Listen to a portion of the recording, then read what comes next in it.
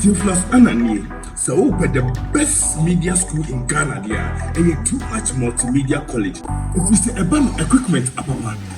church for a quadruple ewadisium, any air conditioned room there, about media law, advertising, camera handling, and a marketing there. And then a location in our Abercrombie Park Junction. Fanamba ne was you, no one cast a fret. No more beyond that one, no more being a semi from one cast a fret. I bet you.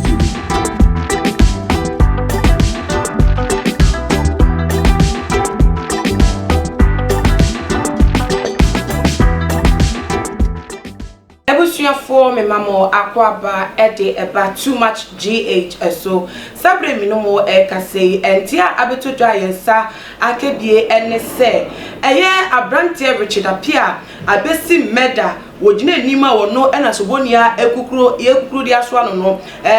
abrante wabepie mo ewo eye Kaneshi Magistrate Court na ebusuafo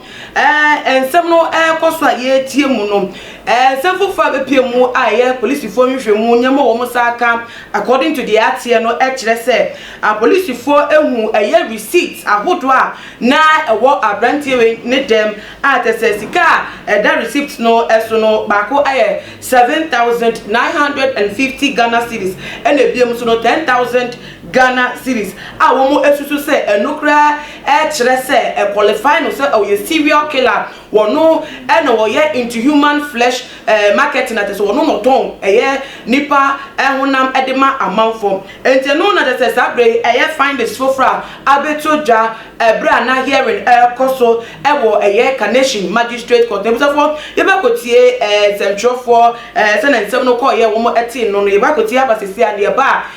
chire nsem nia no so ye de abata ho e de so ye komra sesia you know decide of party see am na ni ba ye mo ta say na tem no e bo ba ye bi na ba court ne court officially agreement ni ye pa ni ko tie apo ko say September mo ti ni be 29 yen time for grant ni na of and say o party ni ni ami ni bi ba oh and the that's pa ho na me twe pa na ama because and chan and the attendant chan said there was akra kwoti bia ono ankasa ka bia no said that said unya de nipa nam no ono na awie woton e bia akra say you too early to say this there but say SCNT kwadu bofo no kra ka so mo kopie ne dem ho na ono ankasa 7,950 Ghana cedis cash at the ho afesu receipt bia edina woso ye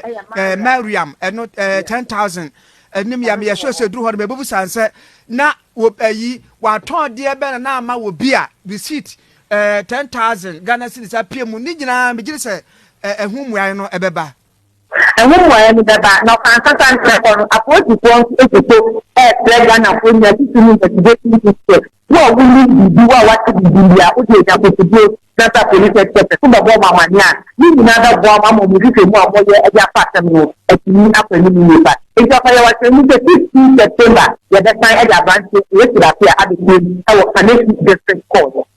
Oh, that's pa ama brako ampofo amane bono no we Richard Apia wo wudi ni no akum nipa etwitwa hye fridge mu na wode no nso enso ahye fridge no fa ni nyina ho ensem na yedi na asem no nti yebekoso a munim se ABN de yasomu no ye wo Ghana ba bia tokuro bia ye branch wo ho die na asem no haya na abenya ne pompo so nyina mena you know decide of party see am na ni ba ye mo ta say na asem no e bo ba ye bi na ba court ne court officially agreement ni ye pa ni ko tie apo ko say September mo ti ni be 29 yen time for grant ni na of and say o party ni ami ni bi ba oh and the that's pa ho na me twe pa na ama because and chan and the attendant chan said there was akra kwoti bia ono ankasa ka bia no said that said unya de nipa nam no ono na awie woton e bia akra say you too early to say this there but say SCNT kwadu bofo no kra ka so mo kopie ne dem ho na ono ankasa 7,950 Ghana cedis cash at the ho afesu receipt bia edina woso ye Mariam not 10,000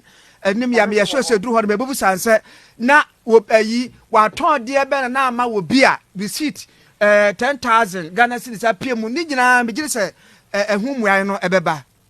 And when we're in the back, now constant record, approach is one to play Ghana for me, to investigation to what we need to do, what to do, what to do, that's a police sector, some of Mama Nan, you another bomb, I'm going to do more, your partner, at the upper limit. If you are saying the 15th September, the time at the advance, you will appear at the our connection district court.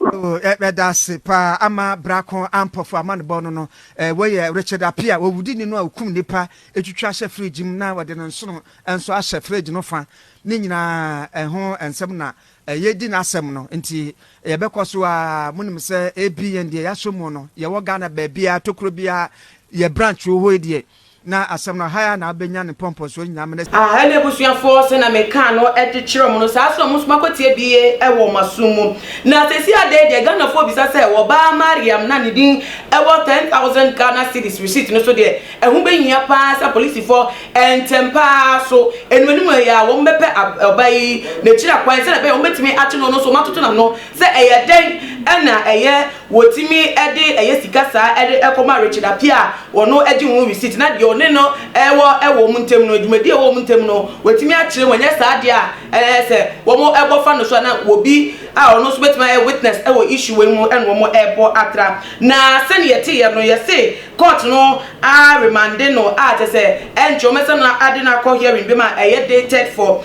14th of September 2021 asem no ho eno meto aso ade afi Ghana for any the ensem ye etire na wo hwa afi beginning no amanfo aka se abrante wetima ba se enye the first time nie enye se na dwum bi eka no ena mana kodi sa abone no ne wetima ba se oni nipa dodo na ene edi numadie bi e wo suma se atese sa dwen no ya pa no so entuma enti se asem we sa police fo nya botre e de adwuma mu do e de chepa de enkofo mu ho beji mu bi no enya secretary enti ebusa fo efiti asem ni o first court hearing ena receipt mienu ebe pie mu atese di ba kwa be pie na se edwedie bi akoso obebi enti customers bia no ho be hia se judge no ebe pie na se further investigations a wo mo ba ko pe customers biara wo mo ni Richard Apia edi dwumadie bi pen a wo record mu no wo meti ba ko no mo nso be bi sa se dwumadie ben ena odi because obi oba football there yes wo ton bibie ena be to bibi ona asa ma ni receipt ena bi nso so sa ye commentator so a eno nso nye business bi a ye ton ji ho receipt nti die mpa no wo ton a eno receipt about se se ade yesu enim se wo ku nipa ena wetwetwe bi ade a che fridge mu so de ade hye ma preservation enti de di shape na se for business purpose a ena na ehun be hia pa se customer bi owo mu bia no ye be che ono so ade na akogina asem bia na se na mra no sifate no eni na di no e wo sa kwan no eso ye de tumanim se ensem mo ye be di ekire adomo suko de mu nsem nya ebebro saa so ne etu anama ye no nti won so bomodi a na fe wani edi Tuma GH echi na bomodi a subscribe se won subscribe se ensem we de first hand information nya ya de so mo nti bomodi a na bomani eni ye channel yi echi na ebiom so bon follow yen we social media platforms Instagram Twitter so @Tuma GH _ Facebook Tuma GH na bibi e wo mu bia na de so ma won so etime nya bi atie na ekosi sa brand de na media na ama obusu anya me ya to be say e de shape makramu